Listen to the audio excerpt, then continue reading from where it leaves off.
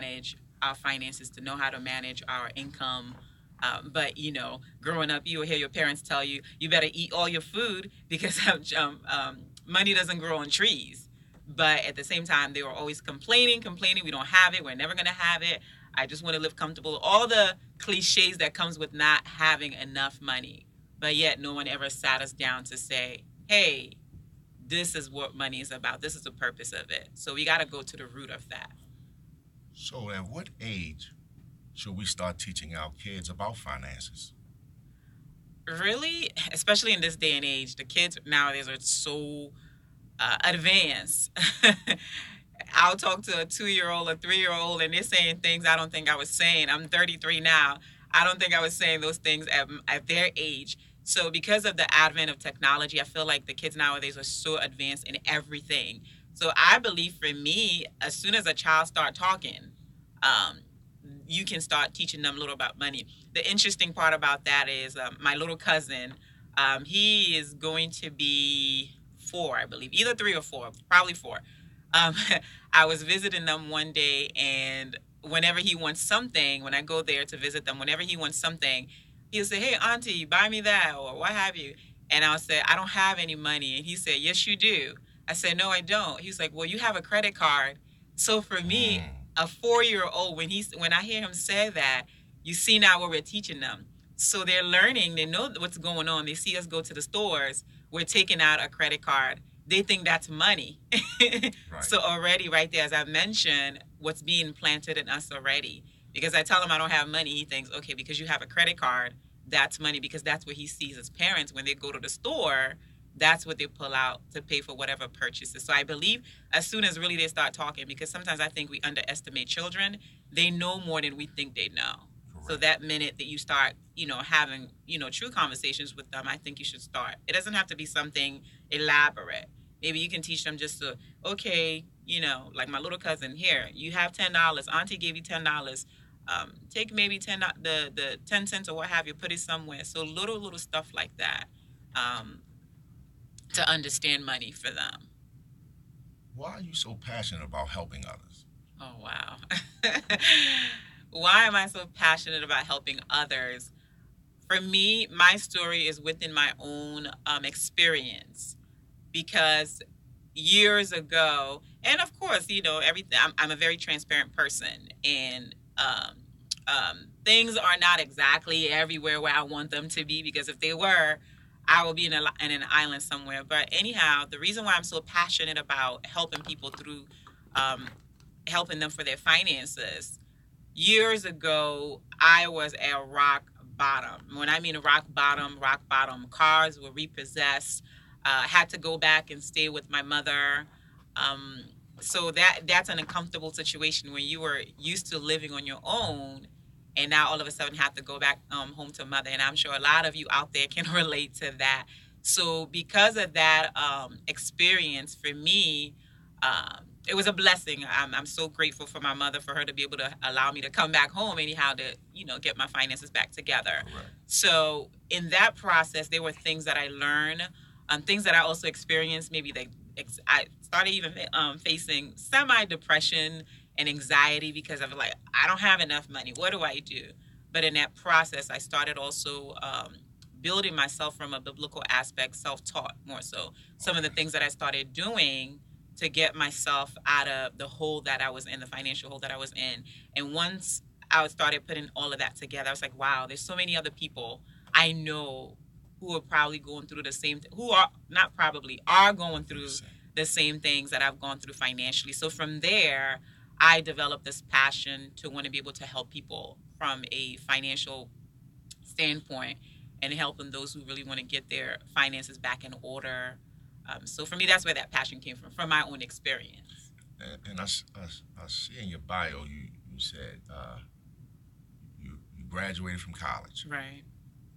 How, and we have a lot of people who go to college. So this is a question where many would I truly think would benefit from. How can someone, or how do so many people with college degrees end up in situations of financial struggles? Hmm. Because we're told get a college degree, everything is great, you're going to make a lot of money, and so many kids, this is the modern day thing. You must go to college to be successful. Right, right. Well, for that, and when I say this, please, anyone out there who's an educator, by no means am I trying to discredit education. Um, Education to me is a business. And I'm not saying don't go to school, because you hear me say that if that's your passion, if that's what you need to do, I'm not saying it's also not valuable. Yes, education is very valuable, but at the same time, it is a business. They don't teach us that, but at the end of the day, that's what it is. So you go to school, you pay all these student loans for those who don't have that opportunity, maybe to get a scholarship or what have you.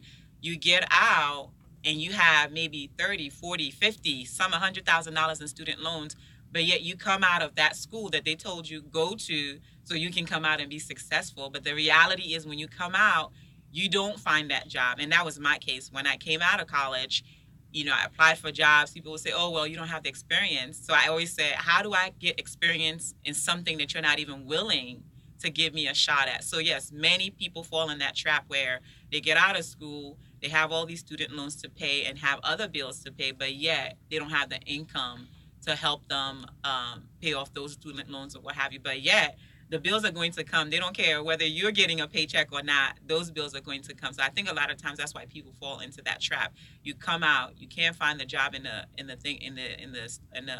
focus that you got your degree in. So now what do you do? Callers, call in. 410-481-1010. What are your thoughts? It's interesting what you said about when you try to you apologize first and say, oh, people of education don't take it personal. I was speaking at what was it, Catonsville Community College. Mm-hmm. I was an adjunct professor there, Right. and they had these parents in, and I said, college isn't for everybody. And this I don't know if she was a grandmother. She was like, I don't feel like you need to be teaching Wow. my grandson.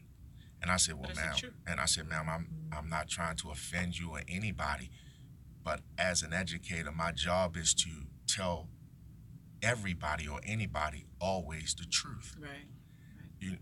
I'm not a fan of the school curriculum now because we test and test and test, and it doesn't prove anything. And certain things that we need to learn, like life skills, we don't learn. I tell people all the time, I graduated from Morgan State University, Mm-hmm. but I always say if I had to choose Mm-hmm. between my college degree and survival of the streets, I would take the streets all day, because Absolutely. the college degree teaches us to work for people. Absolutely. And when you get that piece of paper and things don't work out, a lot of people, like you say, they get depressed.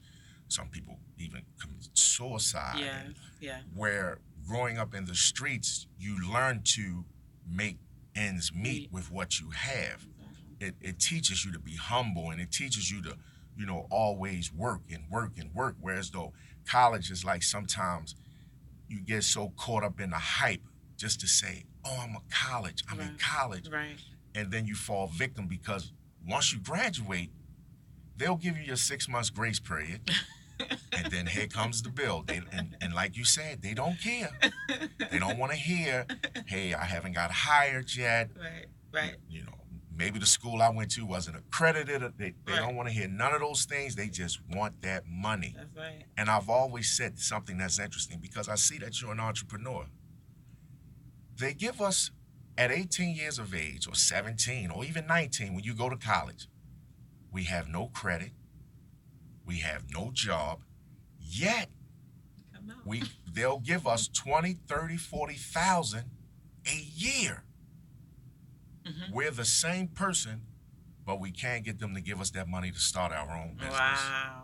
I wonder why that is. Wow. I've always wondered that. That's a good one. That's a good one. I've always wondered that, because I'm no different. I'm the same person. Exactly. And exactly. I had somebody I had a student that tried to challenge me and said, well, with college, they know. I said, oh, no, there's no guarantee, because there are people who started and didn't finish. Mm-hmm. Mm-hmm. There are people who Mm-hmm. was in school 2 or 3 years Right.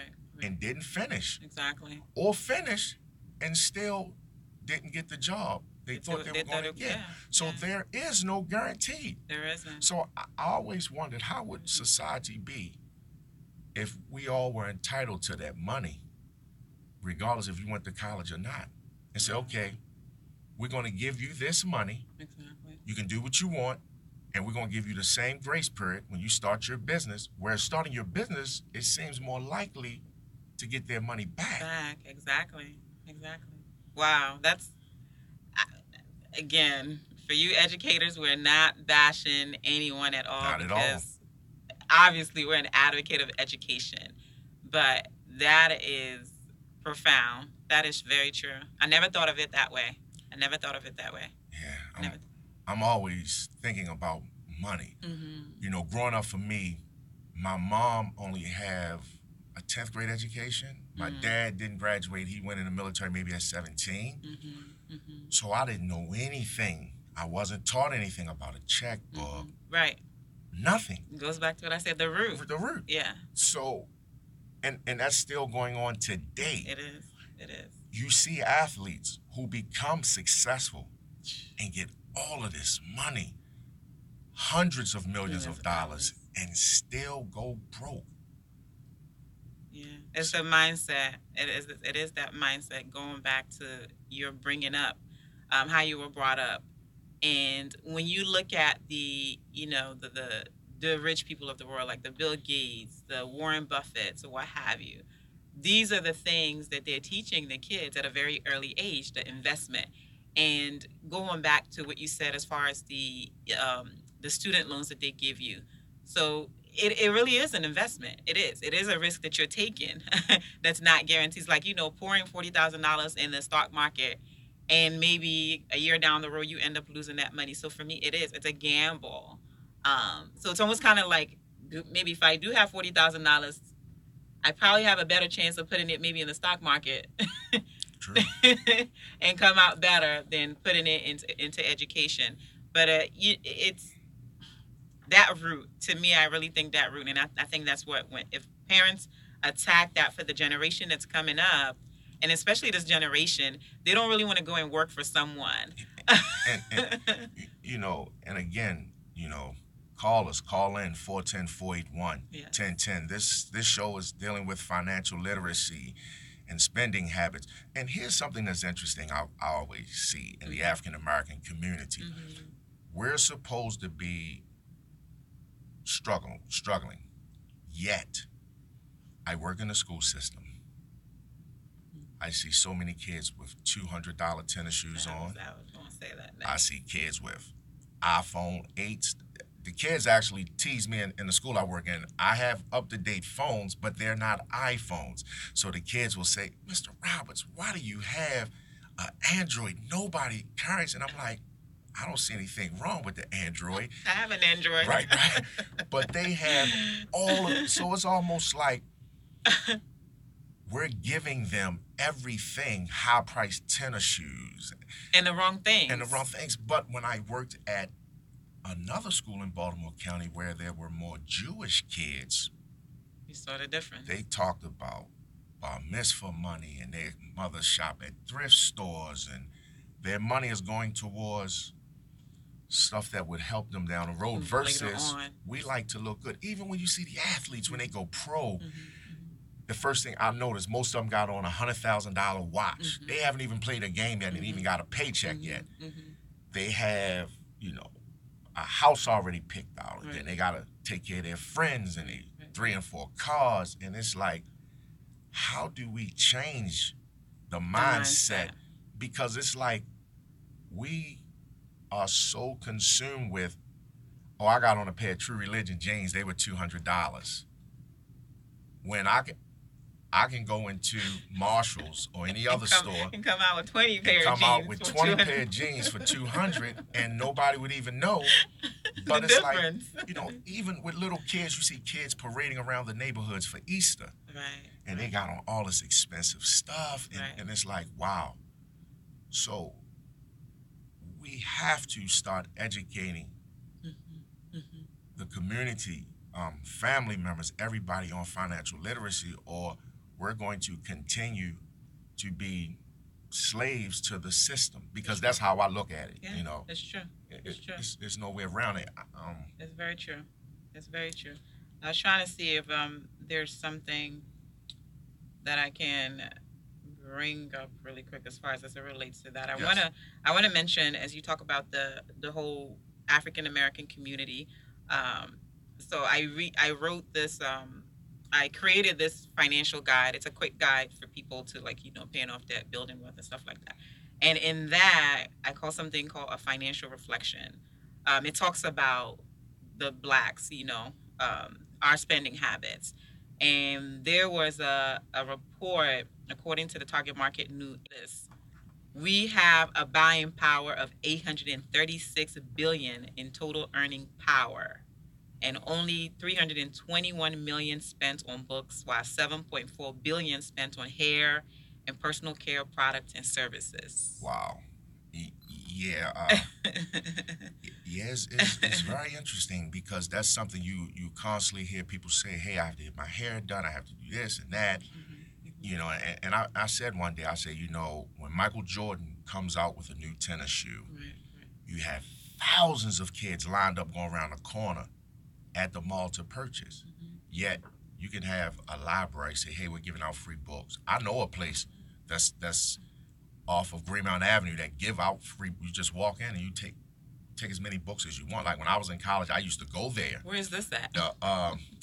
It's like in the 3200 block of Greenmount Avenue, and it's around the corner from John Hopkins. So you'll see a lot of their students there. They have books on everything. Wow. You just walk in, you take the books, and you just sign your name and you leave. That's it. Wow. Free. They don't cost anything. Yeah, after the show, give me that information. Yeah, I will definitely love to stop by. They don't cost anything. And I said they could give away, and we will not pick that book up, because again, we're caught up in this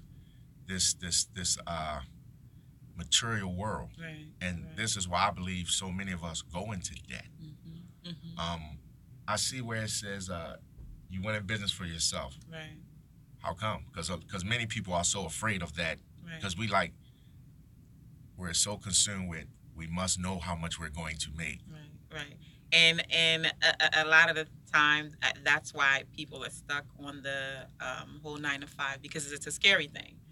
Even as for me, as of April of last year, I had a regular job while trying to build my business on the side, and like I said, I'm not totally there yet. And I was at that job for October of last year, would have been 9 years when I was there. Okay. And because that's what I am. If I pick something, I'm committed to it. So April of last year, I had to make the decision. I felt God spoke to me like, it's time for you to focus. But nevertheless, it was a scary thing to do, because here I am. I have a comfortable paycheck coming in, and while I'm still building my business on the side. So from going to that, making $4,000, $5,000 a month, to possibly nothing a month, it's a huge leap of faith. It's a huge risk, but I had to do what I needed to do. Yes, I had my business for a few years, but at the same time, I was holding on to this job on the side because it was bringing in money. But you just have to take a risk. You don't know what's going to happen, but again, if you never take that chance, you never know what opportunities are going to be open for you. And I'm going through the process, Okay. but it's a process that it's worth it. It's worth it, because I know it's only going to get me to somewhere greater. So it's a risk, but it's a risk worth taking. Yeah, and I speak to students a lot. So a lot of times when I speak to students, depend on the students, I will speak to them in a way where they will get what I'm saying. Right. So I give an example. We have a lot of young men in Baltimore who their trade is hustling. They like to hustle. And when I say hustle, I mean drugs. But most of those guys who are hustling, trying to make that money, live with their mother. They won't have money for bails. They won't have money for lawyers. All of the things that you're going to need if you're choosing to be in that game. Right. In that game. Right. But if they really took the time to think about what it takes to be a hustler, you could also do the same Same thing thing. to run a business Because it's the same thing you're doing. because it's the same thing. It's like first you must have a product. You gotta get the You got to product. get the product. You know, so Gotta do whether the it's you're marketing. selling, if you're selling a car, it's the same thing. You come up with marketing, and now marketing is so much easier with Facebook and YouTube and Instagram. I mean, there's so many things that you can do if they just took the time. But for some reason, all they see is that selling drugs gives you a status, working almost like you're ashamed. Even, in dating. The status for who though? Yeah. You know? Hold on. We have a special guest who's supposed to be calling in. Hold on. I called Felicia. in. Felicia, how are you? Yes. How are you? Welcome to Question of the Day. Thank you. How are you? Great Um, to be here. I'm good. I'm good. So we're here. We're talking about finances and everything.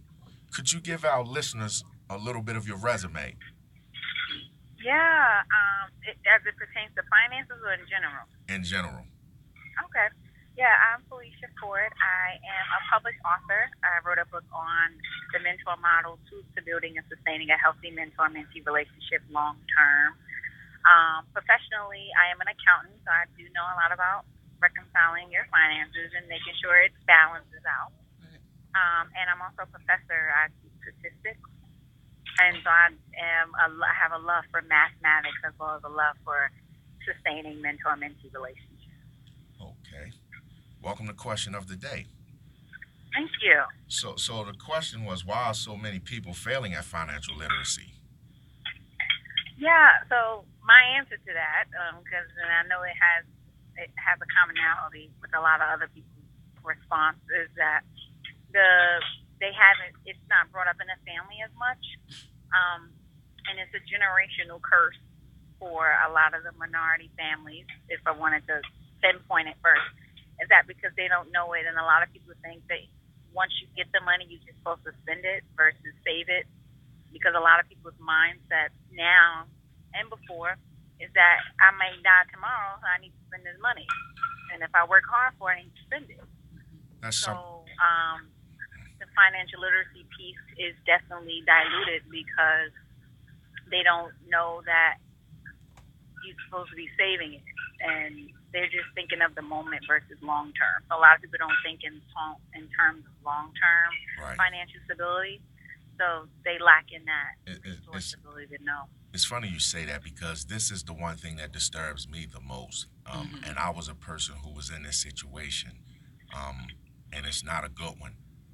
A cousin of mine passed away, and when we sat down with the funeral director, who was a friend of mine, I was very upset when I heard his mom say, I don't have any money, I don't have any insurance. And I'm sitting there and I'm pissed because I had to fund that whole funeral by myself. For me, it's like now I say, everybody know we're going to die. Right. We all know this. It's no way around it. One thing you promised. Yet, we don't get insurance. Why is that? I always wondered that. I said, and for me, I have everything set up where I don't want a funeral.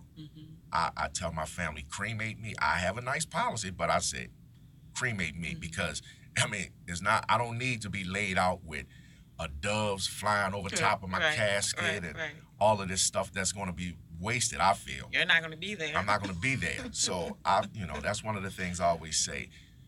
Why do we avoid getting insurance? Anybody, either one of you can, if you would like to chime in. And I think she made a great point as far as and it was you said too. We don't think about tomorrow. We're just thinking about the right now. That instant gratification. We live in a microwave world where I have to have everything right now, right now, right now. And many of us in our community, yes, it's unfortunate when someone passed. They don't have any type of will in place. They don't have any type of life insurance in place. And now the people you left behind have to scramble, maybe even take care of some of your debts. And it's unfortunate. It's really, really unfortunate. It's unfair to those who are staying behind. And I don't know how you can really get that through to people. Like, you need a life insurance. I don't care if you're 10 years old or 100 years old. Right. The one thing we are all promised for sure that we're not going to make it out of this life alive. Exactly. So why not put it together so that when you're not here, your family does not have to deal with that burden. Miss Ford. 100%. Miss Ford, what age? Yeah. What age group do you mentor? I mentor right now. My mentees are from 11 years old, and the oldest is 22. Okay. I have 6, and that's their age range. Okay. Why do you feel mentorship is necessary? I believe mentorship is necessary because it breaks the cycle of lack of resourcing. It breaks the cycle of dropout. It breaks the cycle of not really feeling connected in the home due to other parents probably have other siblings. Other children, and they have to focus on. They're probably single parents, or even if they are like it's 2 parents in the household, it's still a disconnect. Especially that teenage aspect age, that's like a pivotal age because that's when a child can go left or right. Okay. And sometimes they just need somebody to listen. And usually parents are pointed, like they are pivotal with this is what I want you to do, this is what I don't want you to do. Mm-hmm. And they don't really have a lot of flexibility to give the child, well, this is what I decided to do, and here's why. Right. They don't care about that part. And I'm going to say all parents, but right. And that's just like dire situations. But a mentor, Oprah Winfrey said every successful person needs a mentor or has had a mentor. And sometimes you need other role models outside of your family. Exactly. Not even sometimes, all the time. Just to see the different dynamics. Mm-hmm. And, to want to be in that community limelight.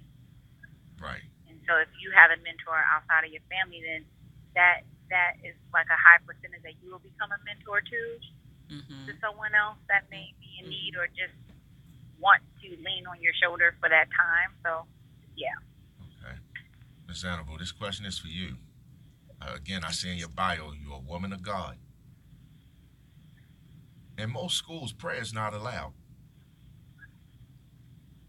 Like yourself, I have a personal relationship.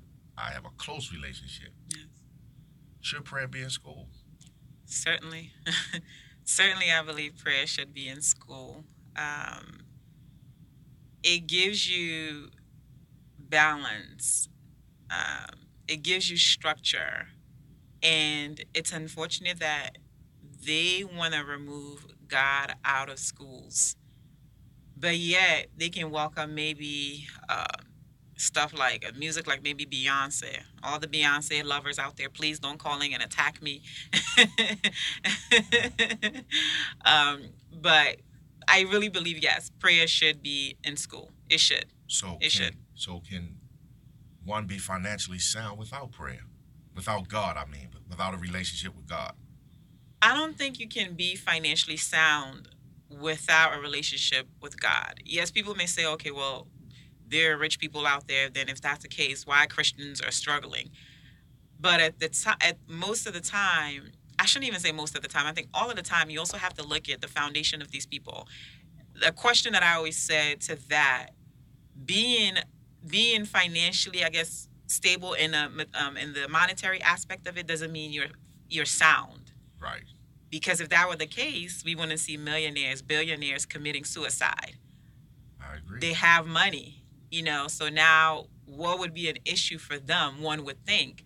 And without that relationship, I think the relationship helps you to be able to, it goes back to, as I said earlier, knowing the purpose of money, managing it properly.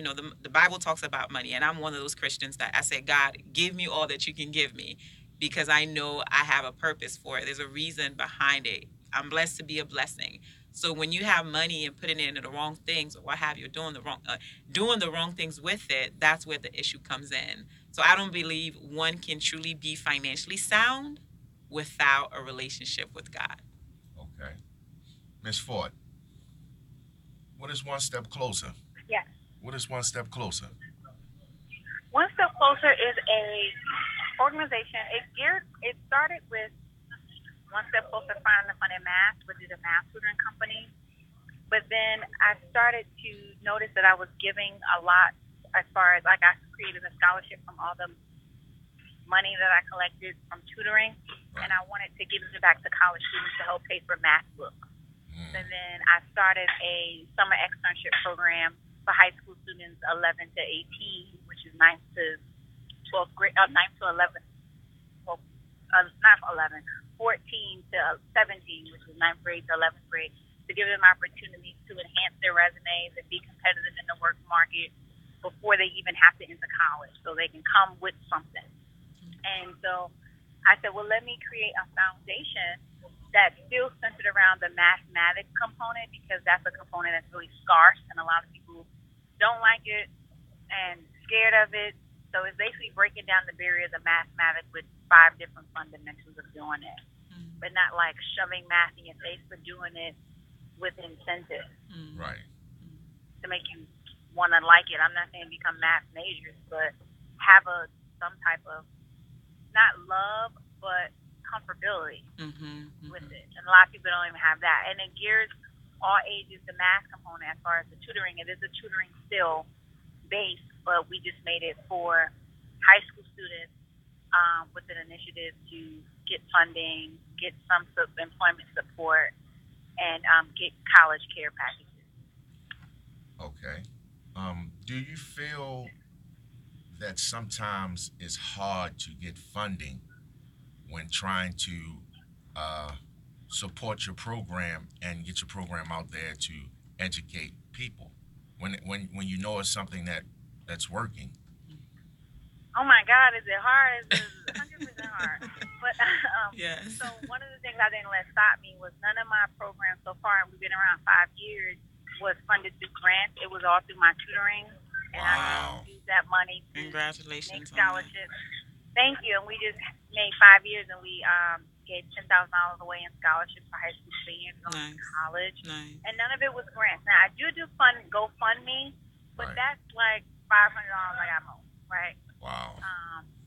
But now I'm looking into, because I believe if you want somebody to donate to you, you have to build a passion for it by you first starting to donate it for yourself. Like, how much did you put in for someone to put in? And then it helps with the packaging of your submission, because it comes from a passionate purpose, because you're like, I actually know that this is a benefit. Like, I put the money in myself, and now I need your support to add, either triple it, right? Right. And like, I know it. Like when people say, "Oh, do you want to help?" You know how they do the right. the triangle pyramid scheme thing. Oh yes. Like, you know, a lot of people always ask to be on a team. Right. At first I was like, yeah, I'll try it, but then I'm like, I'm not even bought in. Like the buying part for me, like I didn't even purchase the thing for myself, so why would I ask somebody to purchase it for me? Right. So I'm not bought in, so I said I'm not good at that. But what I am good at is buying into my own thing first, and then selling to someone else. Okay. Okay, Miss Zainabu, tell us about your book, Miss Zainabu. Tell us about your book. My book, A Recipe to Extraordinary Success, a Guide for Achievers. The book itself was released back in March of 2015. And it was available on Amazon and Barnes & Noble, but unfortunately that has to be removed because the original publisher went out of business.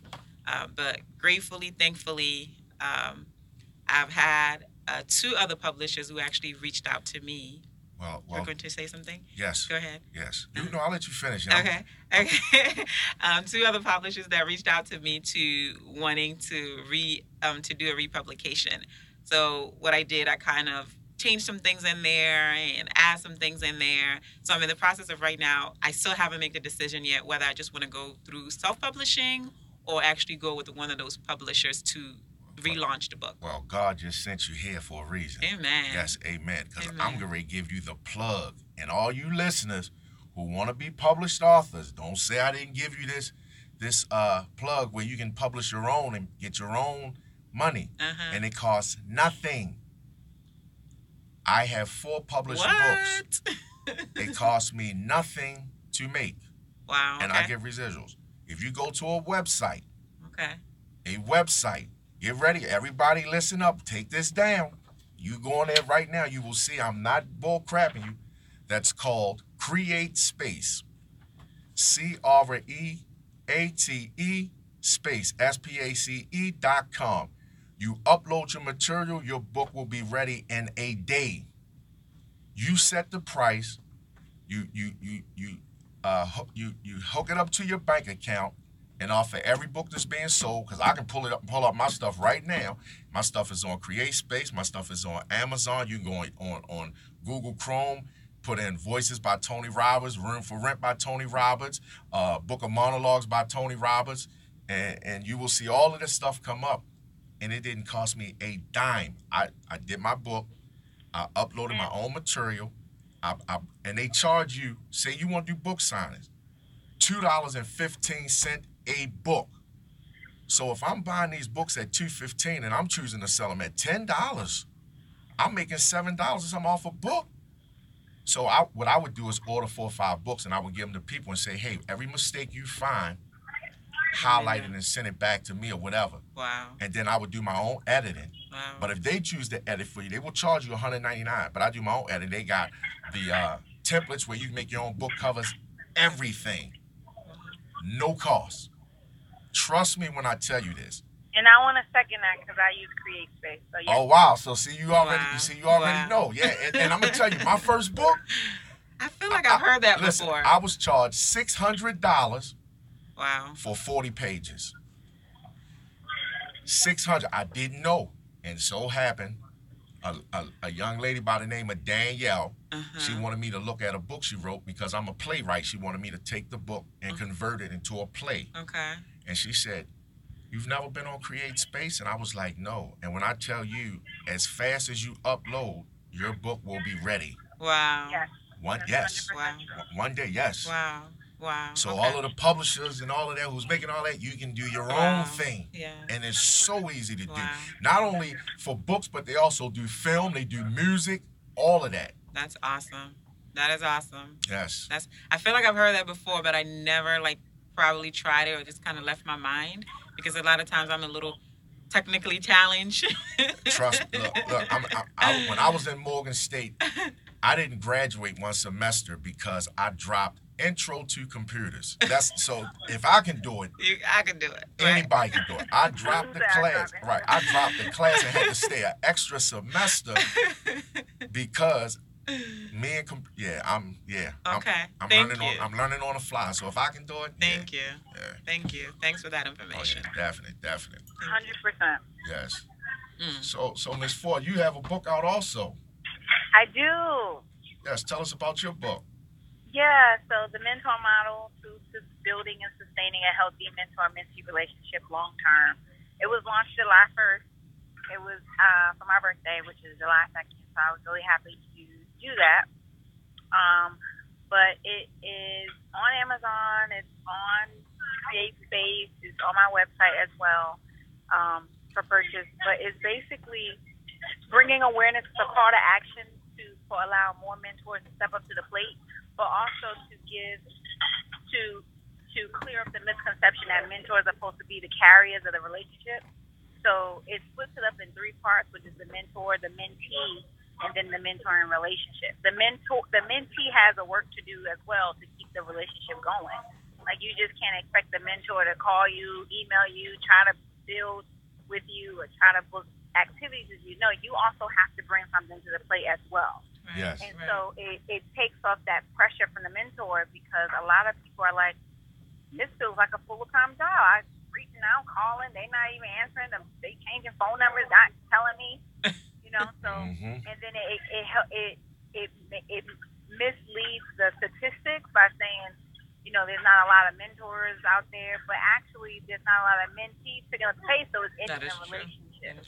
Right. So that's what the book is about. I'm really excited about it. I've also created it into a worksheet, a work strategy kit that I'm pitching to mentoring organizations and church organizations and workplace organizations that have the mentoring component to help with. It's called a sustainment kit. So to help your mentee and your mentor, keep that relationship going strong. Have you tried to get your book inside of the schools? I haven't went that route yet, but that's still in. I'm working. I'm working. So yeah, that's Yes. definitely coming. Yes. But I did get it in University of Maryland. Oh, That's So they good. bought 60 that's books That's good. that's great. because they just started their mentoring organization That's amazing. for Saturday for the high school students to come out on Saturday. So they bought the whole department. They bought about 60 books a couple of weeks ago. Okay. Nice. So that was exciting. Yeah. That was my first bulk. Yeah. But they bought it straight from Amazon. Okay. So, You're right. yeah. They're going to take their Yeah, part. like one of the books I wrote is called Book of Monologues because I'm a theater major. So when you hear monologues, the first thing you think, oh, it's for audition pieces. But really, the whole book is based off of critical thinking because there's the first situation called the traffic stop. You have two kids in a car, and what I have the kids do is read it to each other, and they become these characters. So the driver says, "Oh man, we're being pulled over by the police." The passenger then says, "Oh, it's no big deal. They just ask for your license and registration." So the driver says, "But I got a gun on me." So the passenger says, "Why would you bring a gun?" So the driver then says, "Well, let me just put the gun underneath of your seat." And he says, "But I got a full scholarship to Yale. I'll lose my scholarship." The driver then responds, "But I have 2 strikes. This will be my third."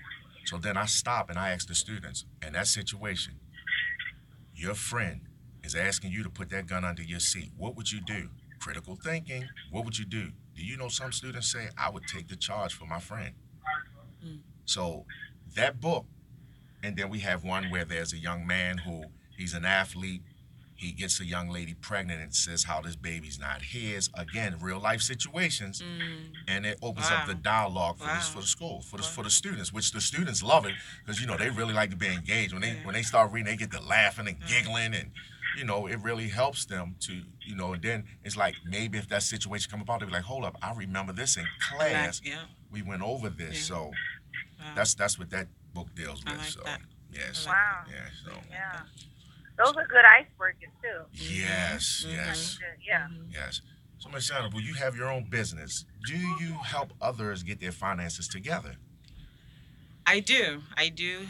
It's one of the things that I do. I have different things. Well, if you would like to, we would love for you to share it with our listeners Absolutely. because Absolutely. we want to put it out there because I'm quite sure we have listeners who credit and I have a whole a la carte services, but one of them that I'm really pushing out there right now because of course with my services with the one-on-one coaching, I know sometimes people may not be able to afford those prices, which at times out there, if you're out there and you don't have a business, you have to understand people are running a business. They got to make the money too. Whether we make a dime or not, the IRS don't care. They want their money at the end of the year. yes, we do. So at times when you come to people for things, for services, know that this is a business that they're running.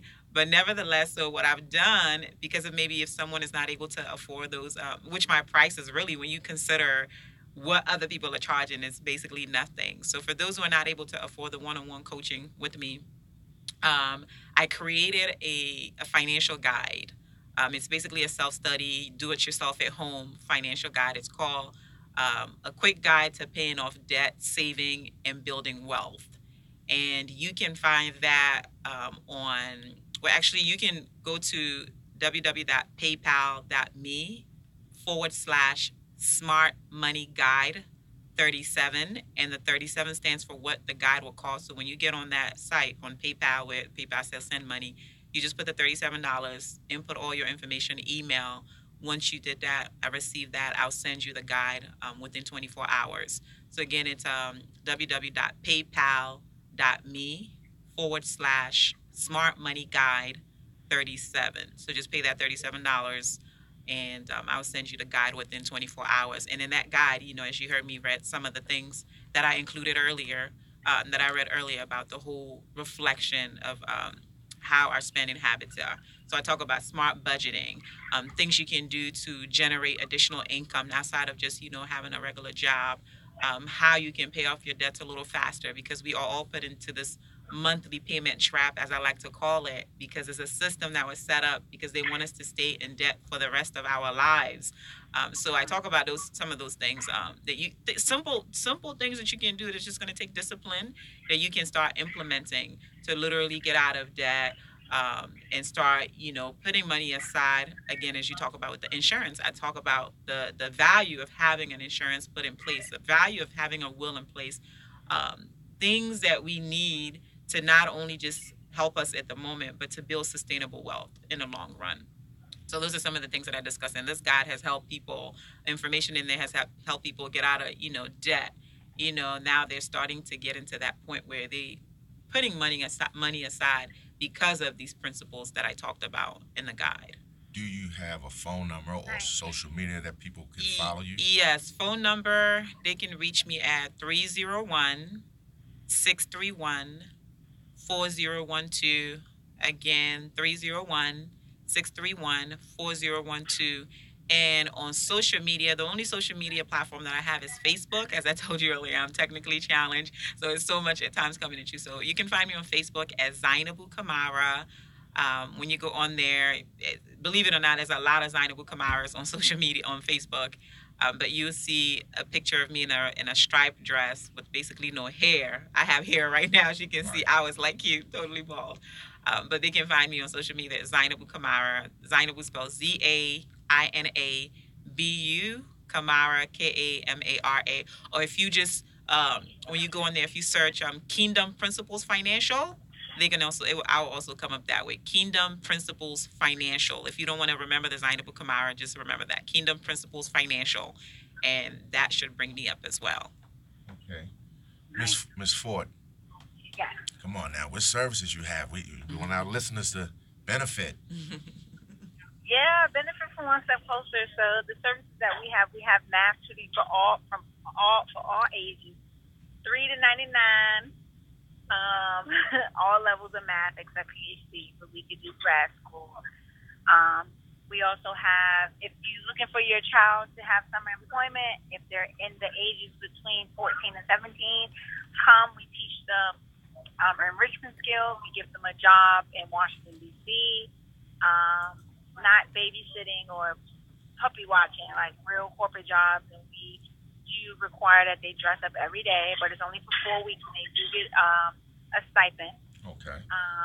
We also have care packages. So if you're a freshman in college or a sophomore or junior or senior, we'll give you a care package. It's first come, first serve, or you got to do a swap application, which is online.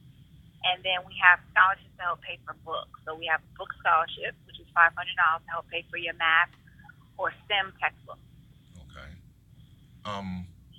Do you help students with the SAT? Yes, so that will be with our tutoring program. So we have different services. We have the one-on-one, we have assessment, the assessment package, and then we have group package and any other thing that has to deal with math help. How will students get in touch with you for the tutoring? Because I work in the school system, and being around a lot of students who looking to pass that SAT to get into college. Okay, so I always host a free event at the library. Martin Luther King Library has closed now, but it will be at another library, and it will be on the website. Okay. That will help with before I did a workshop on the pre versus the new SAT, so now we're all already in the new SAT. So I break down those components, and then we'll do some but we'll do some different strategic tips on how to really work through these questions, because it's all about psychology. And so what you're reading is not what it's asking, so you just got to know how to dissect the question, and that just takes some psychology tips. But just the program is already passed. There's another one coming up. But you can also go to my website, and then it's a tutoring sign up. Usually the parent would do it. And if the schools want to get in touch with me, that's awesome. They can also go to my website or through an email. What's your website for our listeners? Yes, www.onestepcloser2.com. So one as in O-N-E, step closer, 2.com. Y'all hear that, guess? www.onestepcloser2.com. Correct. And if you don't mind, Tony, one thing that I also want to mention as well, for those of you who are parents, I do also do early childhood financial literacy as well. So sometimes it makes a difference maybe when the child is learning from someone else rather than their parents. So for those of you who have children, I take from ages 5 to 18, even 21. So for those of you who have kids, early childhood financial literacy is something I do as well. I want to give a shout out to a guy, a young man Mr. Crawley may be close to 80, Oh, wow. maybe. I used to drive a taxi cab, so this man gets in the back of my cab and he says, "Hey, young fella, how are you?" I say, "Hey, how you doing?" He says, "My name is Earl Crawley. Have you ever heard of me?" I was like, "No, sir." He said, "Google me." So I said, "Oh, okay." I'm thinking, okay, that's kind of weird. So of course I Google Mr. Crawley, dyslexic, fourth grade education, never had a job making over 20,000 a year, swept parking lots for a living. When you Google Mr. Crawley, his net worth is over $500,000. Swept parking lots, no mortgage, no credit card debt. You can go to YouTube, you put that name in, Earl Crawley. The story gets more interesting. Mr. Crawley invites me to his house and gives me shares of Duke Energy and Constellation Energy. And my daughter is 2. And her mom, who's probably listening, can attest to this. I have been purchasing stock every month. My daughter has a nice little cushion to be 2 years of age.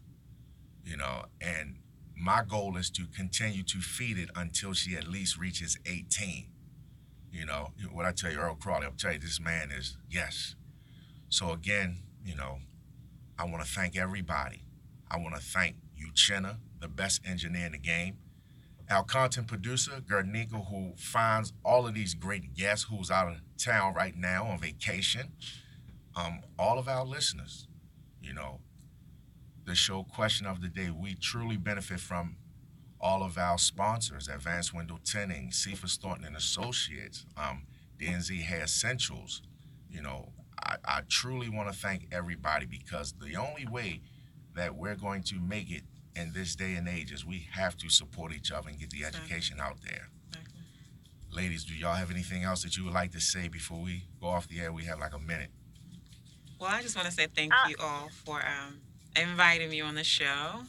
It was a great time, and I would love to come back and do another anytime you want to bring me back on. So thank you for the opportunity to be able to come out to do this. Thank you. Yeah, thank you for what you're Yes, doing as well. Thank you. Yes. Thank you I would again. just like to say thank you. Okay, thank you. So there you have it, folks. Question of the Day, the show where all voices and opinions matter.